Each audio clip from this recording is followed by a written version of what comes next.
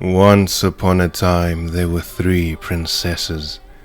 The youngest princess was widely regarded as the ugliest woman in all the land, but her heart was gentle, honest, and pure. Hoping to aid others in need, the youngest princess would travel to the fields to offer succor to peasants, but they would reject her kindness with cruel words. The youngest princess knew her looks were driving people away, yet she kept donating her life to the service of others, figuring that the fault lied in her own lack of devotion. Day after day this continued, for years without end. The youngest princess died alone, curled in the back of a damn wet alley. She was so ugly that no one had the courage to give her proper burial. Instead, she rotted where she lay, turning ever uglier until she faded into the earth. Once upon a time, there were 3 princesses. The middle princess wasn't very bright, but was renowned by all as a great beauty. Once she came of age, she was married off to the king of a neighboring nation.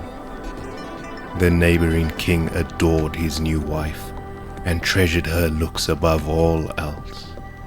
He gave the middle princess 6 new dresses and 8 fresh flowers every day, and his love caused her beauty to shine all the more.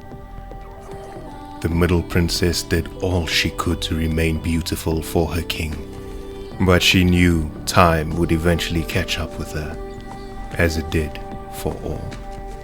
So after much hard thought, she developed a cunning plan. The middle princess had herself stuffed and mounted so she could remain beautiful for all time. The king wept joyful tears at the sight. But alas, 2 years later war broke out, and her body was crushed under the rubble of the castle.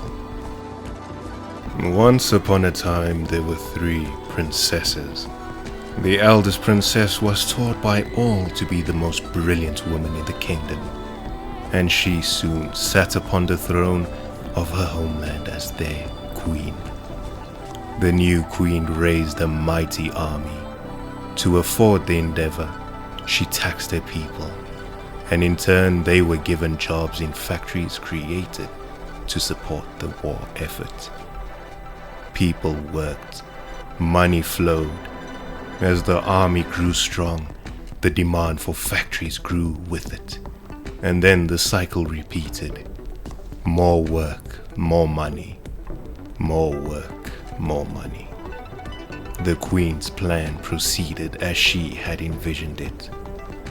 To further strengthen the kingdom, we were converted to machines to enhance our output in factories and the military.